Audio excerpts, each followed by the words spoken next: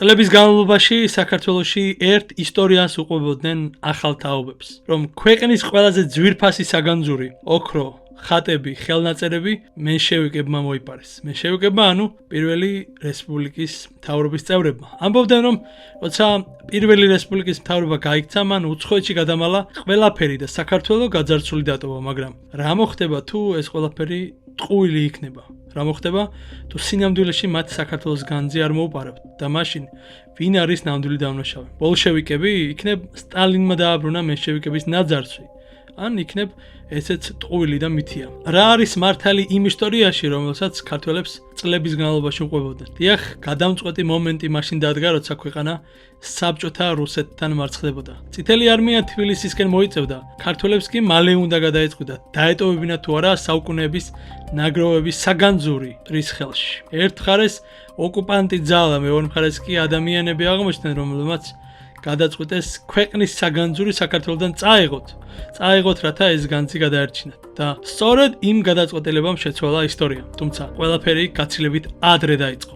ამ ვიდეოში ჩვენ მენშევიკებსა და ბოლშევიკებზე ვისაუბრებთ და არა მხოლოდ მათზე და ვეცდებით ისტორიის ფურცლებზე სიმართლე ვიპოვოთ. ამისთვის თქვენი მხარდაჭერა გჭირდება. მხარდაჭერა კი არხის გამოწერასა და ვიდეოს მოწონებაში გამოიხატება. ასევე ამავდროულად შეგიძლიათ არხ დაეხმაროთ განვითარებაში ფინანსურადაც, თუ რა თქმა უნდა ჩვენი ვიდეოები მოგწონთ და ამის სრულიც გაქვთ. დავიწყოთ. რუსები საქართველოში მე-19 საუკუნეში გამოჩნდნენ. გეორგიევსკის ტრაქტატი ამ ვიდეოს თემა არაა, ამიტომ პირდაპირ განძის საკითხზე გადავიდე. საქართველოს ოკუპაციიდან მალევე რუსებმა პირველი ეგრეთ წოდებული სამხედრო გზის მშენებლობა გადაწყვიტეს.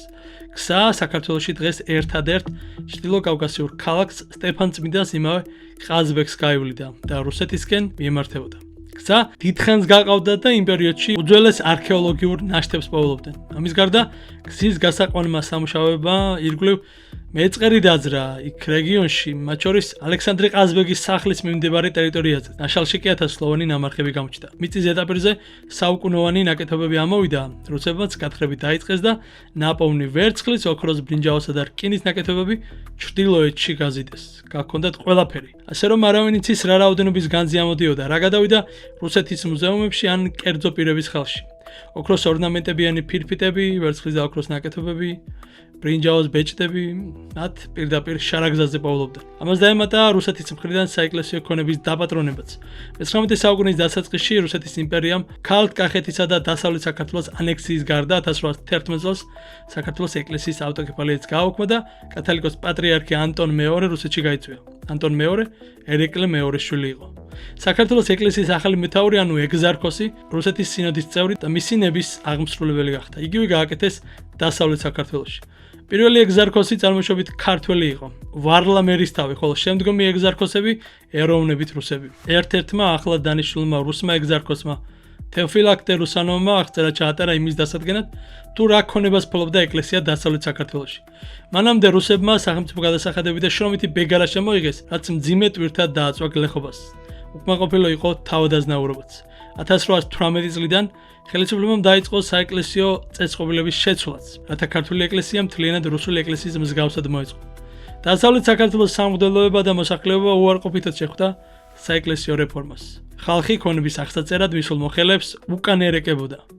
თავადაზნაურობამ მშვიდობიანი გზით სცადა რეფორმის შეჩერება, მაგრამ უშედეგოდ. აჯანყდა შორაპნის მაზრის და რაჭის მოსახლეობა. რეფორმის გასატარებლად გაგზავნილი მოხელეები ხალხმა გურიას სამეგრელოში საერთოდ არ შეუშვა. მოსახლეობა თავს ესხმოდა რუსთა რაზმებს. შეწყდა გადასახადების გადახდა, გააქტიურდა ემიგრაციაში მყოფი საქართველოს ეროვნული ძალები, თუმცა რუსეთის მთავრობა აჯანყებულებს სასტიკად გაუსწორდა. შეიპყრეს აჯანყების ყველა საავადმყოფო თავკაცი და იდეოლოგი. დააპატიმრეს მიტროპოლიტები ექვთიმე გაენათელი და დოსითეუს ქუთათელი, ასევე სოლომონ პირველის ასული დარეჯან ბატონიშვილი და რამდენიმე გავლენიანი თავადი. ორივე მღვდელმთავარს ტომრები ჩამოაცვეს თავზე, შეუკრეს ხელფეხი და მათრახების ცემი წაიყვანეს, ასევე სასტიკად გაუსწორდნენ სხვა შეპყრობილ აჯანყებულებს. ზოგი მათგანი ჩამოახვჩეს და ზოგიც რუსეთში გადაასახლეს სამუდამოდ. ნატანჯი და ნაცემი მღვდელმთავრები დაბა სურამში შეაჩერეს, სადაც ერთხალს მათთვის დასალევად წყალი მიუწოდებია. წმინდა ექვთიმეს კბილები სრულიად ჩამოცვენილი ქონია ცემისგან და სისხლი უღებია პირიდან. 71 წლის სასტიკად ნაცემი წმინდა დოსითეოსი კი 5 მარტს გზაში გარდაიცვალა.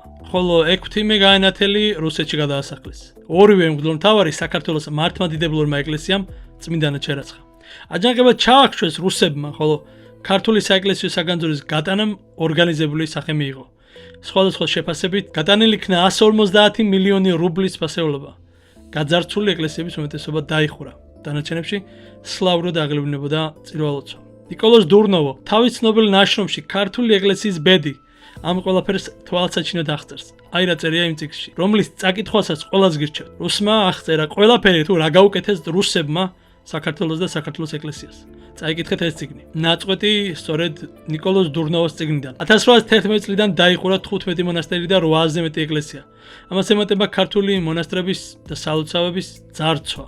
ნაძარცვი ათეულობით მილიონობით მანეთ შეადგენს. ხაზინამ წაიღო 150 მილიონ მანეთად ღირებული ქართული საეკლესიო ქონება. გელათის მონასტრის საეკლესიო სალაროში 1870 წლამდე ინახებოდა მილიონებად ღირებული განძეულობა, მათ შორის იყო პირველი ოქროთი მოჭედილი, ტიხრული მინანქრით გაწყობილი მე-11 საუკუნის უძველესი ქართული სახარება, რომელიც ეგზარქოს ევსევის ნებართვით გელათიდან გაიტანა ქუთაისის გუბერნატორმა ლევაშევმა. მოხსნა ოქროს მოჭედილობა და შეცვალა ვერცხლის ნახელავით. ამჟამად ეს ძვირფასი ოქროს მჭედლობა ინახება პეტერბურგში, სტროგანოვის მუზეუმში. მეორე, ოქრომკედით მოქარგული და მსხვილი მარგალიტით მორთული აბრეშუმის სქელი ქსოვლისგან შეკერილი იმერეთის კათოლიკოსების პატრიარქის შესამოსელი. ეს ძვირფასი შესამოსელი კონსტანტინოპოლის დაცემამდე იყო დამზადებული, მისგან 8 ფუნტი ოქრო გამოუდნიათ. საქართველოს ტაძრებიდან გაქრა აურაცხელი ძვირფასეულობა, ოქროს ჭურჭელი, ჯვრები და სხვა განძეული. ცხეთის, ალავერდის, ბოდვის, ნინოწმინდის და სხვა საკათედრო ტაძრებიდან. ამათ მიყვა განძეულობა იონე ნათლისმცემლის უდაბნოდან, ჯუმათის შემოქმედისა და სხვა მონასტრებიდან. საქართველოს საეკლესიო საგანძურის გადინების შეჩერება მხოლოდ პირველმა რესპუბლიკამ შეძლო.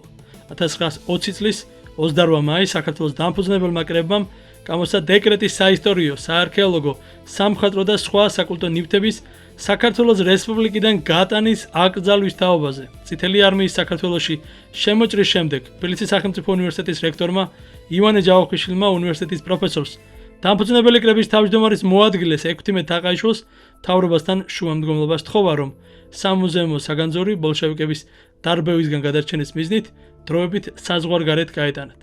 ჯავახიშვილმა კარგად იცოდა თუ როგორ გაყიდეს სამოქალაქო ომის პერიოდში, იგულისხმება რა თქმა უნდა რუსეთის სამოქალაქო ომი, რუსული მუზეუმების ექსპონატები ბოლშევიკებმა. როცა საოკუპაციო ჯარები საქართველოს 5 მხრიდან უტევდა 1921 წლის 19 ფევრალს დემოკრატიული საქართველოს მთავრობის თავმჯდომარე ნოე ჟორდანიამ ექვთიმე თაყაიშვილი დაიბარა და სთხოვა სახაზინო ქონება და სამუზეუმო საგანძური ჩაეწყოთ ყუთებში და დასავლეთ საქართველოში გადაეტანათ. მუზეუმის დირექტორებმა 20-21 ფევრალს ეროვნული საგანძური დაცულ კონტეინერებში განათავსეს. ექვთიმე თაყაიშვილმა მათ სატვირთო მანქანით მიაკითხა და საგანძური აღწერა. 24 თებერვალს საგანძური თბილისიდან ქუთაისში ჩაიტანეს. ექვთიმე თაყაიშვილი იხსენებდა, რომ დამფუძნებელი კრების ყველა წევრი ჩავიდა ქუთაისში, სადაც ფინანსთა მინისტრმა კონსტანტინე კანდელაკმა ექვთიმეს სთხოვა, გადაერჩია იქაურ ხაზინაში შენახული გელათის მონასტრის ნივთები და გამოიყო, თუ რა იყო მათში სამუზეუმო. გელათის ამ ნივთებზე ჩვენ სხვა კონტექსტში ამ ვიდეოში კიდევ ვისაუბრებთ. გავიდა რამდენიმე დღე და ამასობაში წითელი არმია ქუთაისს მიუახლოვდა. თბილისიდან გამოქცეული და დასავლეთ საქართველოში მყოფი საქართველოს მთავრობის გადაწყვეტილებით საგანძურით სავსე ყუთები ბათუმში უნდა ჩაეტანათ. დამფუძნებელი კრების წარმომადგენლად ექვთიმე თაყაიშვილი, ხოლო მთავრობის წარმომადგენლად ფინანსთა და ვაჭრობა მრეწველობის მინისტრის ამხანაგი, ანუ მოადგილე იოსებ ელიგულაშვილი დაინიშნა. ქუთაისის ხაზინაში დიდძალი ქონება იყო დაგროვილი წასაღებად, მათ შორის ხაზინის მუზეუმებისა და ეკლესიებისა. მუზეუმთა ნივთები ქუთაისის ხაზინამ უკვე ჩალაგებული და გამზადებული მიიღო. ხოლო საეკლესიო ნივთები კანდელაკის თხოვნითა და ეკლესიის და ხაზინის წარმომადგენელთა თანდასწრებით ექვთიმემ გადაარჩია. რაც სამუზეუმო იყო, ჩააწყვეს, რაც არა მიტროპოლიტ ნაზარის მიერ დანიშნულ ეკლესიის წარმომადგენელს ექვთიმემ სიით ჩააბარა და ხელიც მოაწერინა. ამის შემდეგ კანდელაკმა თაყაიშვილმა, ელიგულაშვილმა და თბილისის ხაზინის გამგემ ქუთაისის ხაზინაში მთელი ღამე გაატარეს, რათა ნივთები ჩაელაგებინათ, დაებეჭდათ და ვაგზალზე გასაგზავნოდ გაემზადებინათ. გადაწყვეტილი იყო, რომ ის მატარებელი, რომლითაც ნივთები იგზავნებოდა, ქუთაისიდან ბათუმის მიმართულებით უნდა გამოსულიყო ღამით გათენებამდე. ყუთებს ხაზინის საერთო ნუმერაცია გაუკეთეს, დათვალეს და სადგურში სატვირთო მანქანით გაგზავნეს. ქუთაისის სადგურში ყუთებს მატარებლის ვაგონში ანთავსებდნენ და ექვთიმესთან ატანდნენ ბარათის ასლებს თუ რომელი ყუთი ჩატვირთეს მატარებლის საცავში. როცა ეს პროცედურა დამთავრდა, ექვთიმე ცოლთან ერთად მივიდა სადგურში და მატარებელი ბათუმისკენ დაიძრა. 3 მარტს ეროვნული საგანძური დატვირთული მატარებელი ბათუმში შევიდა. 5 მარტს ფრანგული კრეისერი ერნესტ რენანი დატვირთვეს, ხოლო 11 მარტს კრეისერი დაიძრა და 3 დღეში უკვე კონსტანტინოპოლში, ანუ სტამბოლში შევიდა. ყუთები დათვალეს და კრეისერს ისე ჩააბარეს. სტამბოლში საგანძური ძველ ფრანგულ სამხედრო სატრანსპორტო გემ ბენ ჰოაზე გადაიტანეს. 1921 წლის 10 აპრილს საფრანგეთში მარსელის ნავსადგურში ეროვნული საგანძური ჩამოტვირთეს და მარსელის ბანკში დააბინავეს. ექვთიმემ მარსელში გემიდან მუზეუმის ყუთები ისეთივე თვლით მიიღო, როგორიც ჩააბარა. მის გვერდით იმყოფებოდნენ მეუღლე ნინო პოლტორაცკაია და ასევე ფინანსებისა და ვაჭრობა მრეწველობის მინისტრის მოადგილე იოსებ ელიგულაშვილი. რაც შეეხება მცხეთისა და თბილისის საეკლესიო განძს, როგორც ისტორიკოსი სერგო ვარდოსანიძე ყვება, ნოე ჟორდანიასა და ექვთიმე თაყაიშვილის მოწოდებების მიუხედავად, პატრიარქმა ლეონიდემ უარი განაცხადა თბილისის სიონისა და მცხეთის სვეტიცხოვლის საგანძურის ემიგრაციაში წაღებაზე. თუმცა სამართლიანობა მოითხოვს აღნიშნოს, რომ მანამდე ეკლესიას ჰქონდა მიზეზი არ დათანხმებოდა მთავრობას, რადგან მათ ეკლესიას ჩამოართვეს სასწავლებლები და სადაო გახადეს ის საკითხი, თუ ვის ეკუთვნოდა საეკლესიო განძი, სახელმწიფოს თუ ეკლესიას. მონასტრის ბერებს წაართვეს მიწები, გელათიდან განძი მუზეუმში გადაზიდეს, რაზეც პატრიარქმა ლეონიდემ წერილი მისწერა მთავრობის თავმჯდომარე ჟორდანიას საქმის კურსში რატომ არ ჩაგოყენეთო. ამავდროულად გააფრთხილა ეს განძი არ გაყიდოთო. პასუხი არავინ დაუბრუნა, ამიტომაც პატრიარქი პირდაპირ მთავრობის ხდომაზე მივიდა და მთავრობის წევრებს გაკიცხვა გამოუცხადა. ჟორდანიამ უპასუხა, რომ ლეონიდეს უნდა სცოდნოდა სად მიდიოდა და ამ ტონით საუბარს ის არ მიიღებდა. ლეონიდემ უთხრა, რომ მათ შეეძლოთ ის დაეპატიმრებინათ, მაგრამ პატრიარქს სინდისი ავალდებულებდა, რომ ეთქვა, რასაც მთავრობა აკეთებდა მიუღებელი იყო. ჟორდანიმ უპასუხა, რომ სახელმწიფოში სახელმწიფოს ვერ შექმნიდა და პატრიარქისთვის უთქვამს, თქვენ სახელმწიფოსგან დამოუკიდებელი არ ხართ. გამოვიდა ლეონიდე, შეიკრიბა საკათალიკოსო საბჭო და საპროტესტო განცხადებაც გააკეთეს. თუმცა ამის მიუხედავად, როცა მე-11 წითელი არმია თბილისს მოუახლოვდა, პატრიარქმა წყენა დაევიწყა, გადაიხადა პარაკლისი, მთავრობის გვერდზე დადგა და ხალხს ერთად დგომისკენ და ბრძოლისკენ მოუწოდა. პარალელურად შეიკრიბა საკათალიკოსო საბჭო და მიიღო დადგენილება საეკლესიო განზეულობის, ძვირფასი ხატების, თბილისის ეკლესია მონასტრებიდან გამოტანის და ქუთაისში გადამავლის შესახებ. საკათალიკოსო საბჭოს სპეციალური წმუნებით ანხიჭურვა ეპისკოპოსი დავით კაჭახიძე და არქიმანდრიტი პავლე ჯაფარიძე. უწმინდესმა ლეონიდემ ასეთი წერილით მიმართა დიმიტრი ლაზარაშვილს. ციტატა: მამაო დიმიტრი, მთავრობა მზად არის მოგცეს მცველები და გადავიტანოთ რკინიგზით ჩვენი განზეულობა ქუთაისში. თუ ჩვენ ყველას ამას მივიტანთ ვაგზლამდე, აბა დაატრიალდი იშოვე რამდენიმე ურემი და ჩააბარე რკინიგზაზე, რაც შეიძლება ჩქარა.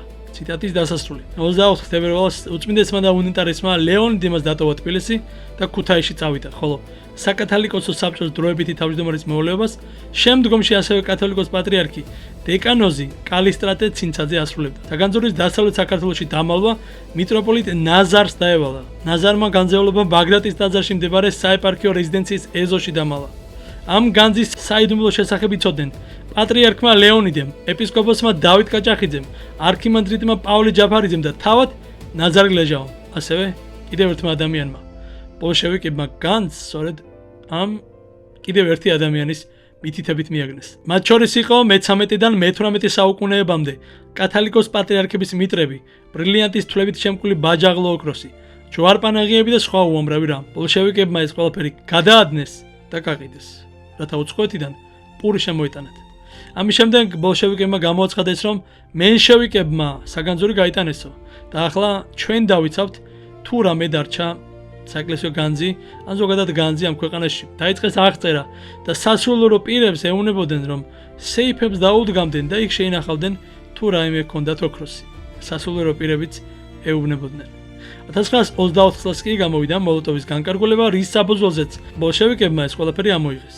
იმავე წლის მარტში მიტროპოლიტი ნაზარი დააპატიმრეს. მოხდა მისი პირადი ქონების კონფისკაცია. 1924 წლის აპრილში ამნისტიის საფუძველზე გათავისუფლებული ნაზარის სამწყსოს დაუბრუნდა, მაგრამ იგი კვლავ დააპატიმრეს იმავე წლის 2 აგვისტოს. რამდენიმე კვირიანი დაკითხვისა და პატიმრობის შემდეგ 1 სექტემბერს მიტროპოლიტი ნაზარი და მისი თანმხლები სასულიერო პირები, დეკანოზი გერმანე ჯაჯანიძე, დეკანოზი იეროთეოს ნიკოლაძე მღვდელი სიმონ ჭედლიძე და დიაკონი ბესარიონ კუხიანიძე ქუთაისის მახლობლად საფიცხის ტყეში დახვრიტეს. 1995 წელს საქართველოს საეკლესიო კრებამ მიტროპოლიტ ნაზარი და მასთან ერთად მოკლული სასულიერო პირები წმინდანებად შერაცხა. კარგი, დაუბრუნდეთ საფრანგეთს. ჩვენ საუბრობდით, რომ საფრანგეთში გახსნილმა მთავრობამ თან წაიღო საქართველოს განძის ისტორიული ნაწილი. მასში შედიოდა თბილისის მუზეუმების ძვირფასეულობა, ძვირფასი ხელნაწერები, ზუგდიდის დადიანისეულის სასახლის განძეულობა, ბორჯომის სასახლის ქონება და სხვა მრავალი. ქართული განძის ამბავი მთელმა მსოფლიომ გაიგო და მაშინათვე ამოქმედნენ უნიკალურ ნივთებზე მონადირე კერძო კოლექციონერები თუ ნაციონალური ეროვნული მუზეუმები. თუმცა ექვთიმე შეუვალი იყო და ის განძის დათმობას არ აპირებდა. მალევე სამეგრელოს უკანასკნელი მთავრის ნიკოლოზ დადიანის ასულმა სალომემ სასამართლოში შეიტანა სარჩელი და მოითხოვა განძის ის ნაწილი, რომელიც მისი მამაპაპის კუთვნილი ზუგდიდის დადიანების სასახლიდან იყო წაღებული. სასამართლო 7 წელი გაგრძელდა და ის ექვთიმე თაყაიშვილის დიდი ძალისხმევით ექვთიმემ მოიგო. განძის ცალკეული ექსპონატების ყიდვა ევროპის სხვადასხვა მუზეუმებსაც სურდათ, მაგრამ თაყაიშვილი ამაზე არ თანხმდებოდა. 1926 წელს ფილადელფიაში უნდა გამართულიყო საერთაშორისო გამოფენა ამერიკის შეერთებული შტატების დამოუკიდებლობის 150 წლის თავის აღსანიშნავად. თაყაიშვილს შესთავაზეს შეერჩია ექსპონატები გამოფენაზე მონაწილეობის მისაღებად, მაგრამ მან უარი განაცხადა. მან ასევე უარი განუცხადა ნიუ-იორკის მეტროპოლიტენ მუზეუმს მომინანქრებული ხატების მიყიდვაზე. ამ მუზეუმს უკვე შეძენილი ჰქონდა მინანქრების ერთი ჯუმათის მონასტრიდან წაღებული კოლექცია რუსეთის ქალაქ ზვენიგოროდსკიდან. ბრიტანეთის მუზეუმი ითხოვდა ახალგორის განძიდან ერთი ნივთის შეძენას და სანაცვლოდ პირობას დებდა, რომ გამოყოფდა სხვა ნივთების ბანკში შენახვის თანხას და გამოსცემდა ალბომებს. თაყაიშვილმა ეს მოლაპარაკება ჩაშალა. დადგა 1933 წელი და ერთალიგამ საბჭოთა კავშირი ცნო. საგანძური ოფიციალურად უკვე აღარ ეკუთვნოდა საქართველოს ემიგრირებულ მთავრობას და საფრანგეთმა მათ სტატუსი გააუქმა. გახსნეს ყუთები და განძეულობა მარსელიდან პარიზში გადაიტანეს. იმ დროიდან დაიწყო დიდი ბრძოლა ეროვნული განძის გადასარჩენად. თაყაიშვილი საფრანგეთის მთავრობისგან ითხოვდა, რომ განძი საქართველოს საბჭოთა სოციალურ რესპუბლიკისთვის გადაეცათ, რადგან მას განძეულის პატრონობის დამამტკიცებელი არავითარი იურიდიული დოკუმენტი არ გააჩნდა. იურისტების რჩევით ექვთიმე თაყაიშვილმა დაარწმუნა საფრანგეთის მთავრობა, რომ მარსელის ბანკში შენახული განძეულობა, რომელიც შემდეგ პარიზში გადაიტანეს, არასდროს შეადგენდა ემიგრანტული მთავრობის საკუთრებას, რომ იგი საქართველოს კერძო მუზეუმების საკუთრება იყო და საერთაშორისო კანონმდებლობის შესაბამისად 1935 წლის 9 აპრილს ექვთიმემ საქართველოში პროფესორ ვუკოლ ბერიძეს წერილი მისწერა. ჯერ დაწვრილებით წერდა, რაც გადახდა განძს საქართველოსთან წაღების დღიდან. ის წერილში უთითებდა, რომ მდგომარეობა შეიცვალა და საქართველოს ეროვნული საგანძური ოფიციალური მფლობელის გარეშე არის გამოცხადებულიო. ექვთიმე წერდა, რომ მას აღარ ჰქონდა საშუალება და უფლება დაეცვა საქართველოს განძი და ამაში მას ფიზიკური მდგომარეობაც ხელს უშლიდა. ის ამბობდა, რომ მოხუცდა, ფეხი დაუშავდა, ძლივს დადიოდა და თუ ეს ნივთები ან მისი ნაწილი დაიკარგებოდა, ექვთიმესთვის სიკვდილის თოლფასი იქნებოდა. ექვთიმე ვერ დამშვიდდებოდა იქამდე, სანამ ის ნივთები საქართველოს არ დაუბრუნდებოდა. მეორე მსოფლიო ომის დროს საქართველოს სამუზეუმო ქონება კვლავ საფრთხის წინაშე დადგა. ნაცისტებმა საფრანგეთის მთავრობისგან ოფიციალურად მოითხოვეს განძეულის გატანა ბერლინში. ზურაბ ავალიშვილმა და გრიგოლ ფერაძემ შეძლეს ნაცისტების დარწმუნება, რომ სამუზეუმო ექსპონატებს არავითარი მატერიალური ღირებულება არ გააჩნდა და მხოლოდ ქართველი ერისთვის იყო მნიშვნელოვანი. ქართველი მოხუცი ექვთიმე თაყაიშვილი უკიდურეს გაჭირვებაში ცხოვრობდა და ოკუპირებულ საფრანგეთში დადგენილი 100 გრამი პურის ამარა დარჩა. ის ავადმყოფობდა, ფეხის ტკივილები გაურთულდა, თუმცა მაინც შრომობდა ბაღბოსტანში და მარჩენალად ერთი თხა ყავდა. გულს მაინც არ იტეხდა. სჯეროდა, რომ ჰიტლერი დამარცხდებოდა და ომი დამთავრდებოდა. ასეც მოხდა. ექვთიმე თაყაიშვილი გადარჩა და ქართველ ერს განძი შეუნარჩუნა. ყველაფერი მაკლია, სამოსელი სულ შემომეხა. საზრდო სამყოფი არ მაქვს. დოქტორთან ვერ მივდივარ.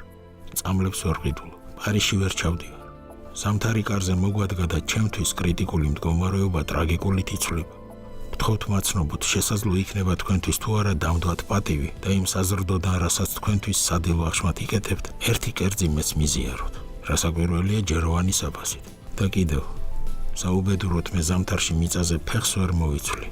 დავეცემი. იქნებ სევასტი მიქნა სიკეთე და მომაწოდოს სადილი და მასთან ცოტა რამე, რაც ვახშმისათვის გამომადგება. მეორე მსოფლიო ომის დასასრულს თაყაიშვილმა წერილით მიმართა საბჭოთა კავშირის ელჩს საფრანგეთში ბოგომოლოვს ეროვნული საგანძურის საქართველოში დაბრუნების შესახებ. თაყაიშვილის წერილობითი მოხსენება ბოგომოლოვმა გააცნო მარშალ დე გოლს. დე გოლი იმჟამად საბჭოთა კავშირთან ხელშეკრულების დასადებად ემზადებოდა და ეროვნული საგანძურის საქართველოსის დაბრუნება მისი მხრიდან დიპლომატიური ჟესტი იქნებოდა სტალინის წინაშე. 1954 წლის 23 ნოემბერს დე გოლმა გასცა განკარგულება განძის დაბრუნების შესახებ. 1955 წლის 11 აპრილს ორმა საგანგებო თვითმფრინავმა აფრიკისა და ახლო აღმოსავლეთის აეროპორტების გავლით საქართველოში ჩამოიტანა სამუზეუმო განძეულობა. საგანძურს თან ახლდა მისი მცველი 82 წლის ექვთიმე თაყაიშვილი. დიდებულმა მოხოცმა დადგა საქართველოს მიწაზე ისევ ფეხი და ხმამაღლა შეძახა. ახლა შემიძლია ვთქვა, რომ შევასრულე ჩემი ვალი სამშობლოსა და ხალხის წინაშე. იმავე წლის 15 აპრილს ექვთიმე თაყაიშვილი აღადგინეს პროფესორად თბილისის სახელმწიფო უნივერსიტეტის საქართველოს ისტორიის კათედრაზე, ხოლო 10 მაისს მიანიჭეს დამსახურებული პროფესორის წოდება. 1951 წელს ექვთიმეს შვილიშვილი, ვისთან ერთადაც ის ბინაში ცხოვრობდა, დააპატიმრეს. თავად ექვთიმე 1952 წლის დასაწყისში უნივერსიტეტიდან საკმარისი პედაგოგიური დატვირთვის უქონლობის გამო გაანთავისუფლეს.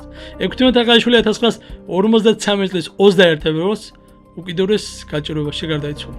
24 თებერვალს და რა სიმბოლურია მისთვის და მთელი ერისთვის, რომ სწორედ 24 თებერვალს ექვთიმე თაყაიშვილი უკანასკნელ გზაზე ვაკის სასაფლაომდე მხოლოდ 58 ადამიანმა გააცვლა. ამით ეპოქა დასრულდა. ეპოქა ექვთიმე თაყაიშვილისა. რამდენიმე წელიწადში ექვთიმე თაყაიშვილი ჯერ დიდუბის პანთეონში, ხოლო 2000 წელს თაწმინდის პანთეონში გადაასვენეს.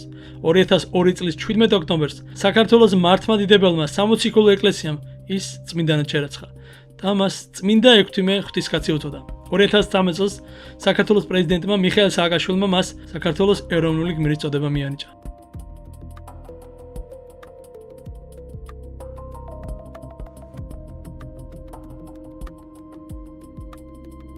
იყო თუ არა საქართველოს განძის დაბრუნებაში სტალინის როლი. ირიბა თუ პირდაპირ ცხადია იყო. ისიც აღსანიშნავია, რომ 1920-იან წლებში მას ისეთივე აბსოლუტური ძალაუფლება არ ჰქონდა, როგორც მერე. ამიტომაც ბოლშევიკების მთელ სიბოროტეს მას ვერ მივაწერთ, თუმცა სტალინი არ ყოფილა რიგითი ბოლშევიკი. აქვე მინდა მოგიყვეთ ერთი ისტორია სტალინზე. 1923 წელს რუსეთში ყოფნისას ქართველმა მეცნიერებმა შალვა ამინანაშვილმა და იური მარმა ნიკო მარიშვილმა შეადგინეს სია იმ ქართული ხელნაწერებისა, რომლებიც რუსეთის მეცნიერებათა აკადემიის სააზიო მუზეუმში ინახებოდა. ამინანაშვილს მოსკოვში მუშაობის დროს განსაკუთრებით აინტერესებდა მიხაილ ბოტკინის კოლექციის ბედი. კოლექცია შედგებოდა ქართული მინანქრების წყინვალე ნიმუშებისგან, რომელთა დიდი ნაწილი მოტაცებული იყო საქართველოს საგანძურიდან, გელათიდან, მარტვილიდან და ჯუმათიდან. მან დაუყოვნებლივ მიმართ იმ დაწესებულების დირექტორს, სადაც ის კოლექცია ინახებოდა. უთხრეს, რომ პასუხს 5 წელიწადში დაუბრუნებდნენ. ამის შემდეგ ამინანაშვილს კრემლთან შემთხვევით შეხვდა ალიოშა სვანიძე, რომელთანაც სტუდენტობის დროინდელი კარგი ნაცნობობა აკავშირებდა. სვანიძე მარტო არ იყო, მასთან ახლდა სტალინი და აბელ ენუქიძე. სვანიძემ თავაზიანად გააცნო მისი საქმიანობა სტალინს და ამინანაშვილს კითხა, როგორ მიმდინარეობდა კოლექციების მიღების საქმე. ამინანაშვილმაც უამბო, თუმცა სვანიძემ მაშინვე მიმართა სტალინის და როგორც ამინანაშვილი იხსენებდა, სტალინს მისთვის ტელეფონის ნომერი მიუცია და უთქვამს, მისთვის მეორე დილით 11 საათზე დაერეკა. სტალინის ჩარევის შემდეგ ამინანაშვილს აჩვენეს კოლექცია და გაირკვა, რომ ქართული მინანქრების კოლექცია მთლიანი იყო. კოლექციაში აღმოჩნდა გელათიდან წაღებული ღვთისმშობლის ხატი მინანქრისა, რომელიც ერთდროს ამშვენებდა ხახულის კარედი ხატის ცენტრალურ ნაწილს. იქ იყო აგრეთვე ჯუმათისა და შემოქმედის ტაძრების მინანქრის ხატები, ჯვრები და სხვა განძეულობა. მიღება ჩაბარების აქტის გაფორმების შემდეგ შალვა ამინანაშვილმა ეს განძეულობა საქართველოში ჩამოიტანა და ახლა ხელოვნების სახელმწიფო მუზეუმშია დაცული. ამინანაშვილმა მოსკოვის სახელმწიფო საისტორიო მუზეუმში ასევე მიაკვლია საფარის ეკლესიის კანკელის მე-11 საუკუნის ფილებს შემკულს რელიეფური ქანდაკებებითა და ჩუქურთმებით. იქვე იყო ფრაგმენტი წებელდის კანკელისა და ბედიის ქანდაკებათა ნიმუშები. შალვა ამინანაშვილის ძალისხმევით და ამ ძალისხმევაში იგულისხმება, რა თქმა უნდა, მეცნიერულ კამათში გამარჯვებაც. საფარის კანკელის, წებელდისა და ბედიის ტაძრის ქანდაკებანი საქართველოში დაბრუნდა. რაც შეეხება მენშევიკებს, ცხადია, ბევრი არ ელოდა, რომ ის განძი, რაც საქართველოს რესპუბლიკის მთავრობამ ქვეყნიდან გაიტანა და ექვთიმე ღვთისკაც ჩააბარა, საქართველოში დაბრუნდებოდა. თუმცა მენშევიკების გატანილი განძი საქართველოს დაუბრუნდა და ის საქართველოს მუზეუმებში შეგიძლიათ ნახოთ. კიდევ ერთხელ დიდი მადლობა ქართველი ერის სახელით 16 აყაიშვილს. ვიდეოს ბოლოს კი მინდა ცნობილი ქართველი ისტორიკოსის თედო ჟორდანიას ჩანაწერი წაგიკითხოთ, რომელიც მას 1884 წელს გამოცემული ქართლის ცხოვრების ერთ-ერთ ცარიელ ფურცელზე ჩაუწერია. ციტატა: "ცხეთის დეკანოზმა მიამბო მე თედო ჟორდანიას 1882 წელს, რომ ცხეთაში გაუგზავნიათ ვითომ ნამესტნიკის ბრძანებით ყაზახები და ყაზახის აფიცრები. მოუთხოვიათ საარქეოლოგიო ნივთები ახლად გახსნილი თბილისის მუზეუმისთვის. დეკანოს მოუთხოვია, რომ სიით წაიღო, მაშინ ყაზახის აფიცერმა შეუტია თურმე და მათრახი მოუქნია, როგორ უბედავ ნამესტნიკს ხელწერილის ჩამორთმევას. დეკანოს დაუნებებია 2 ურემი წიგნები, უმეტესი ტყავისა, ხატები, კვერთხები, თვალმარგალიტი. დეკანოზის ნათქვამი დაამტკიცა მიხეილ საბინინმა, რომელსაც თვით ენახა ეს ამბავი. საქვეყნოდ წარმოსთქვა მან ესე: ეს ნივთები ახლა ყველა გამქრალა და არ მოიპოვება რა. საბინინს უნახავს ბრილიანტის ჯვარი ქართული წარწერით ლაიფციგის მუზეუმში, მიუნხენში, პარიზსა და ვენის მუზეუმებში. ბევრი ნივთი უნახავს, რაც თბილისის მუზეუმში ყოფილა წინათ შენახული. ქართული წიგნები უმეტესად გაყიდულია შვეიცარიაში, ინგლისში, ლონდონში და პარიზში. პარიზის სამეფო მუზეუმში უნახავს ნიქოზის ეკლესიის კუთვნილი ოქროთი ნაწერი ძველი წირვა წმინდის იაკობის. ციტატის დასასრული. ხადია, ამ 2 ურმით არც დაწყებულა საქართველოს ძარცვა და არც დასრულებულა. და ჩვენ ამ ვიდეოში შევეცადეთ მოგვეყოლა საქართველოს უახლესი ისტორია და გაგვერკვია ის თუ ვინ რა მოიპარა. არ ვიცი გამოგვივიდა თუ არა ეს ვიდეო, მაგრამ თუ მოგეწონა, არ დაგეზაროს დალაიქება, დაკომენტარება და არხის გამოწერა. ეს ვიდეო უნდა ნახოს მთელმა საქართველომ. დიდი მადლობა.